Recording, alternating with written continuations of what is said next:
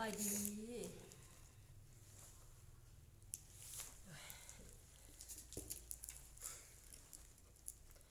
สบายดีมื้อนี้เฮามาเกี่ยมซอดอกไม้ใส่วันวาเลนไทน์ก็ฮอได้หลายซอแล้วแหละอันนี้มันดอกกุหลาบก็หาก็ฮอซอแรกตัวนี้มันยังบ่ทันได้สำเร็จเสร็จสิ้นได้ประมาณ 90% แล้วตัวนี้เขาจะฮอแบบทรงจ่วยฮอแบบทรงจ่วยเขาจะเอาสีมันกลมกลืนกับโทนสีมันกลมกลืนกับดอกมันจะงามเบิ่งแล้วมันจะเด่นงามหลายเด่นเดี๋ยวนี้ก็เจ้าจะลิ้นแบบนี้ก็เจ้าบ่ลิ้นสีสูดซาดเด้อเดี๋ยวนี้เด้อก็เจ้าลิ้นสีสีค้ำๆแดงๆแบบเก๋ๆนะแบบเบิ่งแล้วคือไฮโซหั่นนะอันนี้เฮาสิมาฮอตัวนี้มันโซ่5 แสนเด้อยังบ่ทันมีคนจองเทื่อคันถ้าว่ามีคนจองเข้ามาเฮาก็สิเอาพอให้อีกมักสีใดก็อินบ็อกเข้ามาเด้องามหลายคนมักถึงแต่งามแบบเบิ่งแล้วมันเก๋มันดูดีนะตัวนี้มันเฮาจะปะไว้ให้เสียบเงินเด้อคันถ้าว่าซื้อไปแล้วเนาะอยากเอาเงินเสียบใส่อีกนะอยากเอาเงินใส่อีกก็ได้เด้อถ้าเฮาเสียใส่แบบนี้เลยก็งามไปอีกแบบนึงเอาใส่ไป1,000 บาทก็ได้งามหลายตัวนี้บ่แล้วเด้อตัวนี้เด้อเอามารีวิวโซดอกไม้เขาจะเฮ็ดทุกปีเขาจะมีความแตกต่างกันไปปีนี้เขาสิรินแบบนี้เขาสิรินแบบเก๋ๆง่ายๆแซ่บๆ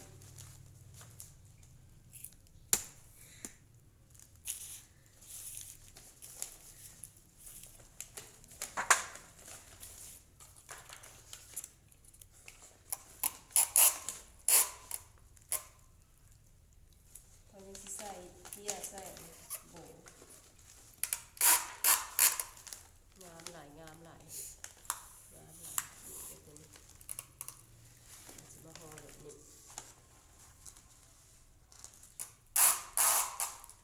สนใจก็ทักมาได้เด้อทักมา Facebook แก้วเพชร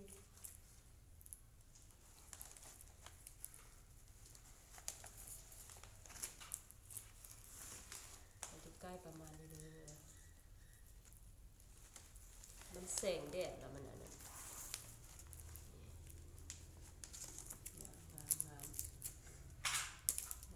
งามหลายผู้ใดมีสู้มีแฟนหรือว่าสิให้ผัวให้เมียก็แล้วแต่เนาะให้กิ๊กให้กึกก็ว่ากันไปบ่ได้ส่งเสริมเด้อใส่ตัวนี้ให้มันกลมกลืนผ้าตะนางมุ้งเป็นดาวสีดำงามเขาใส่ละงามนี่งามหลายมันกลมกลืนกันนะเท่ๆเก๋ๆเลยเด้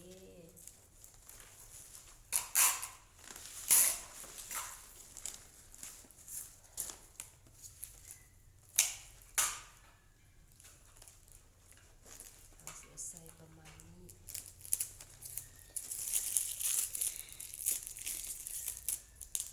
ถ้าใส่หูดอกมันจะลงมาเนี่ยต้องได้ละเอียดอ่อนให้ได้กับดอกไม้มักจึงเห็ดได้เด้อเนี่ยทุกคนอันนี้มันใจเขามักดีเลยทำอีกกับโบซางหอยจับรูปคำๆอยู่โบซางหอย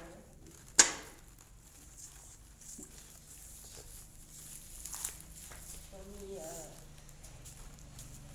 อุปกรณ์ครบเห็ดได้ดีไซน์มันสิเป็นประมาณงามเป็นดาวเลยนี่นะ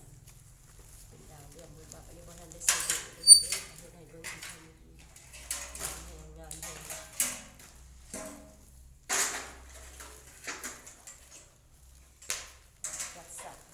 จัดสรรอีกก่อนได้นี่จัดสรรดีๆเลยเอาสิเอา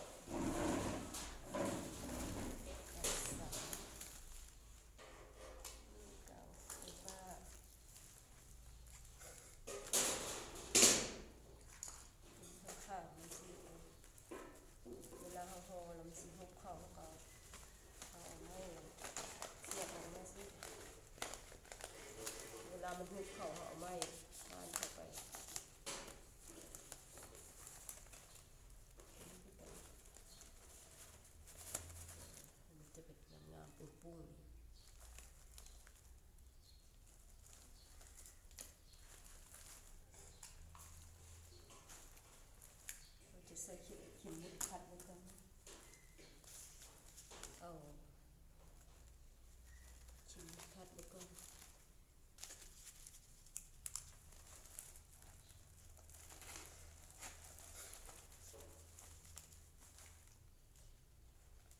โซน้อยกับหอได้แล้วโซน้อยนะโซน้อยแล้วมัน25,000 20,000ตัวนี้วัตถุอุปกรณ์แพงแฮงเดี๋ยวนี้โอ้ดอกไม้กับกำบักแพงปีกายนี่ก็ยังถือกว่านี่ปีนี้เราขึ้น6 เครื่องเขาจะขายถือบ่ได้เด้ออันนี้500,000จะถือสุดแล้ว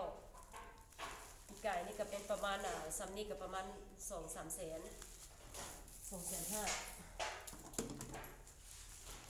นี่เวลาเขาใส่อันนี้มันสิงามคมคืนเลยงามแฮงโซโบกันได้เลย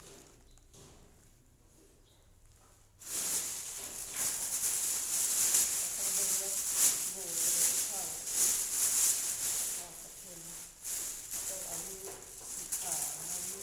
ทำแบบนี้เนาะสิใส่เข้าเอามาลองมันก่อนเด้อมันคือโบราณปานใดวะ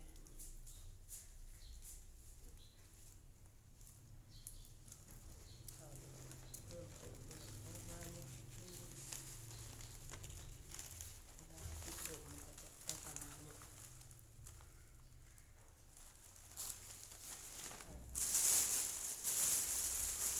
มีตัวที่ตุ้ยซอกตัวที่ตุ้ยกันแล้วก็จะลิ้นเป็นโบแบบนี้ก็ได้คันหามักก็แล้วแต่ลูกค้ามักโบตัวนี้เขาจะใส่โบตัวนี้ให้ไปถ้าว่ามักโบแบบนี้เขาก็ถ้าว่ามักจังซี่เขาก็เปลี่ยนให้แบบสิงามเลิศหรูอลังการงามนี่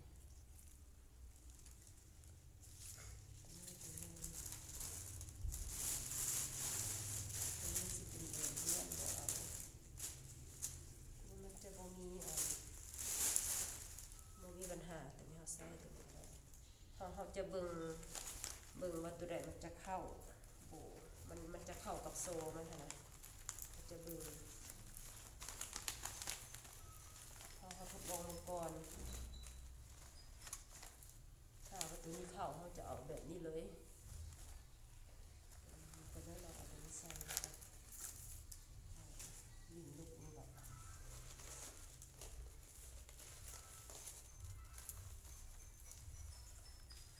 ตัวนี้ก็งามกว่าเนาะถ้าว่าลูกค้ามากเขาก็เปลี่ยนให้เด้อตัวนี้เด้อเขาสิใส่โบตัวนี้เด้อ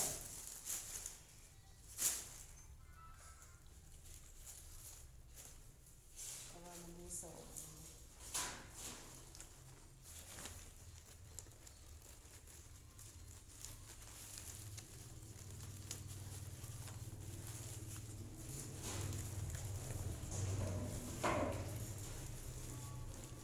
นางทำงานแหงเด้อตัวนี้นะสุดยอดเลยมักสุดยอดเลยผู้ฮอกันยังมักผู้ฮอกันยังอยากได้ใครเด้สิซื้อให้ผู้ฮอนี่ ใส่เกียนน้ำเด้อใส่เกียนน้ำเด้อ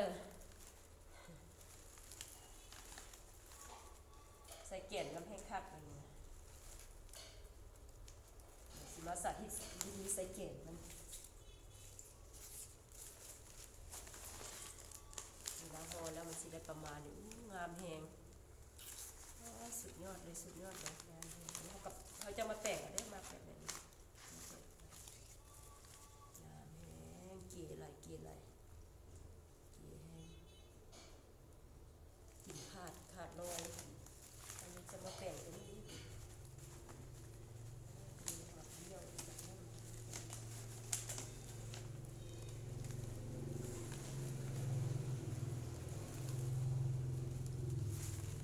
ใส่อันนั้นคือไฟฟ้ายึด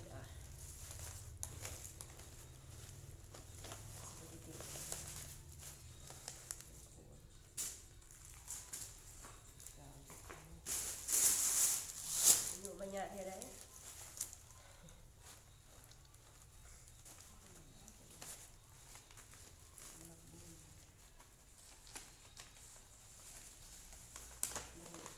มีปน้อมละเอียดดีละเอียดแล้วมันบุ้มเวลาเป็นเสียบไปกับเทียนลูกก็ยังไม่ได้เทียนปั่นนี่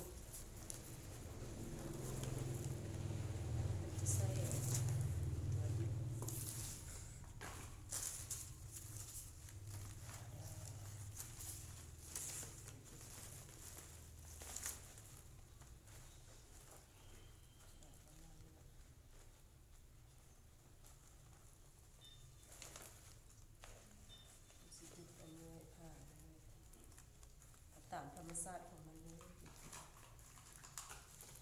มันจะใส่อันปืนกาวลิ้นปืนอยู่ได้นะ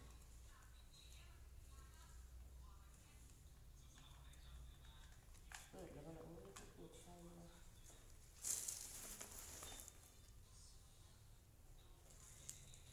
ติดเสดาวนี่เลย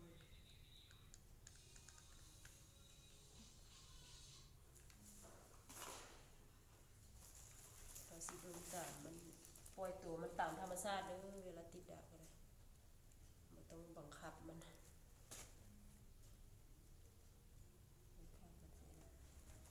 ติดยึดใส่ไว้อันนี้ยึดลงนี่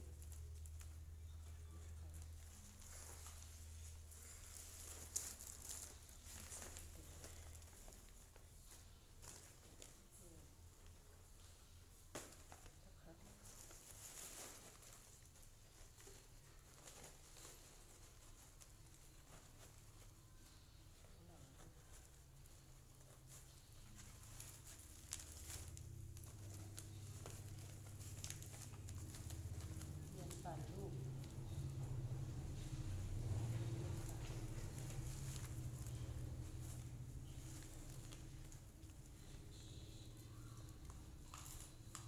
ใส่เด้อ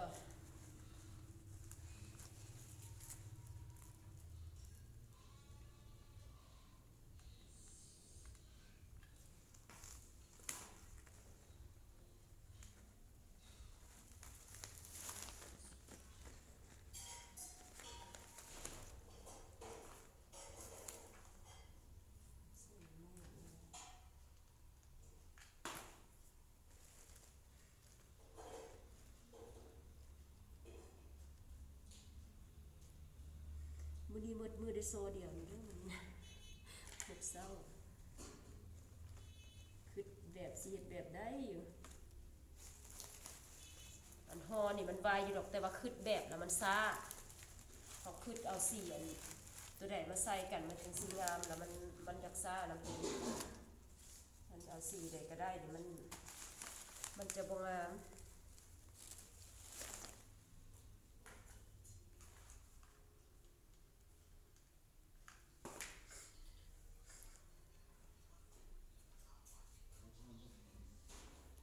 ละเอียดค่อยอยู่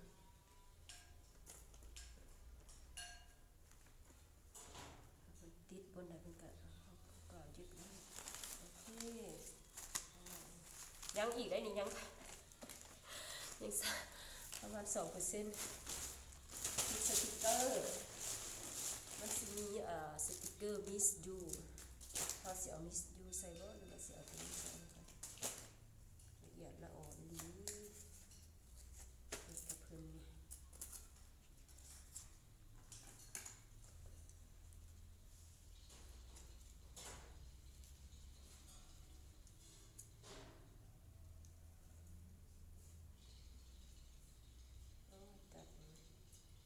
ตัดกับพวกเข้าเนาะ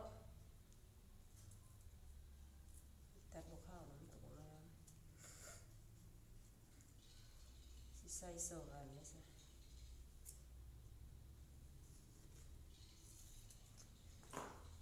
มิสยูมิสยู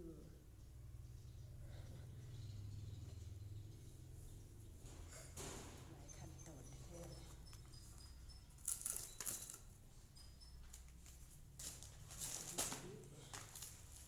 จะไหนก็โอเวอร์เข้าไป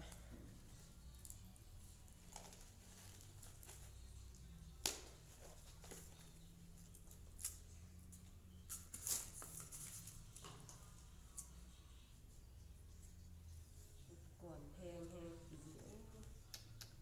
ขายถือก็บ่ได้คันขายแพงหลายก็คือเห็นผู้ซื้อเอาพอสมมาพาควรพอเอาพอนั่งเจ็บหลังเจ็บแอวโอเคเจ็บหลังเจ็บแอวตัวนี้มันจะเป็นสติกเกอร์ยามหลายเอาใส่สุดยอดเก๋สองเสื้อคำตัวนี้หมุนไส้แล้วตัวนี้หมุนไส้สองเสื้อคำ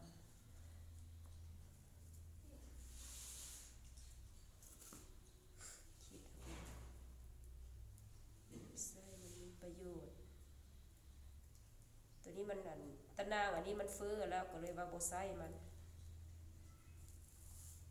อันนี้มันเฟ้อแล้วก็เลยบ่ใส่มันเอาตัวออกมาใหม่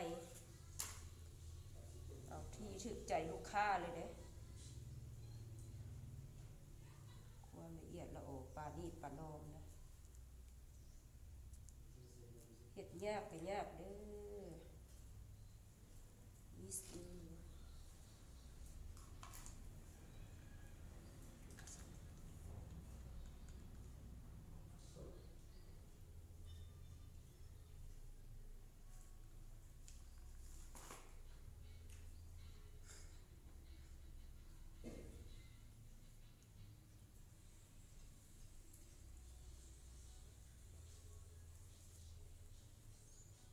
ตีดกาวใส่นี่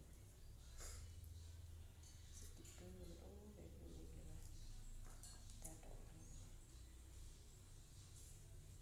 สิได้โซนึงมักจึงเฮ็ดได้เด้อตัวนี้ใจมักนี่ก็เฮ็ดมาหลายปีแล้วได้เกือบเป็น10 ปี10 ปลายปีแล้วมันสิเป็นสติกเกอร์สิเนาะสติกเกอร์สำหรับห้อยเอาสิห้อยด้านนี้ก็โอเคใส่2 อันเลยนะ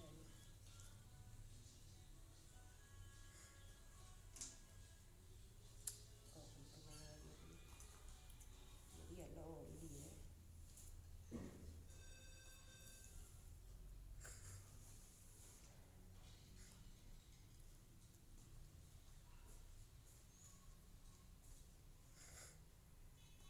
ด้านนี้เป็นห้อยให้2 อันเลยเด้อตัวนี้มันสมราคา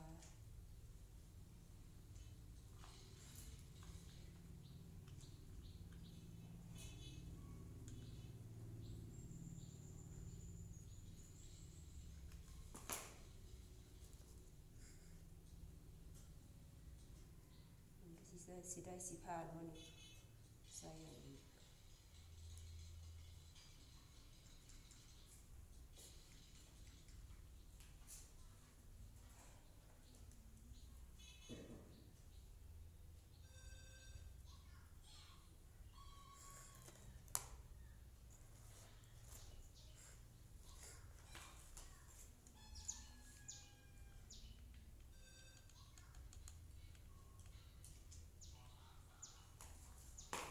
ตกแต่ง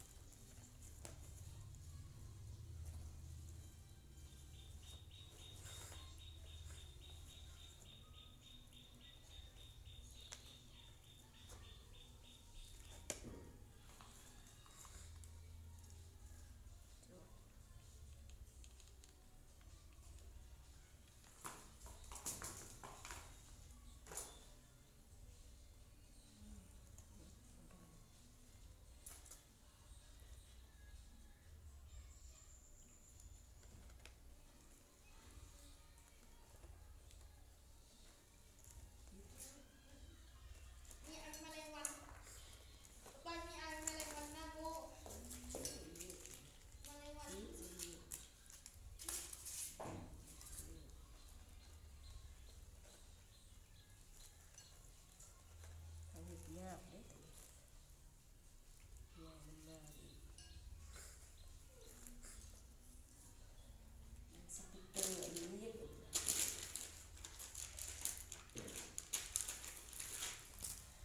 เป็นสติ๊กเกอร์ติดมันบ่แล้วบ่ทั่วเลยนะ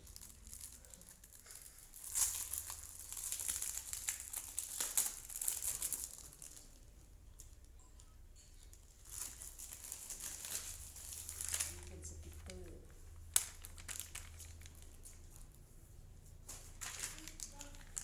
เอา I love you ใส่แล้วนี่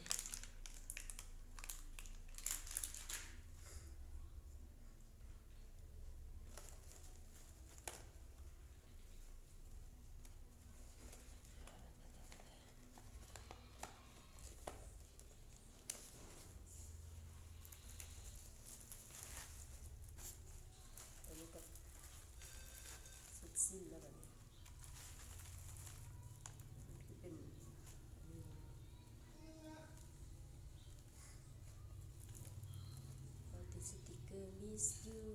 เยี่ยมมาก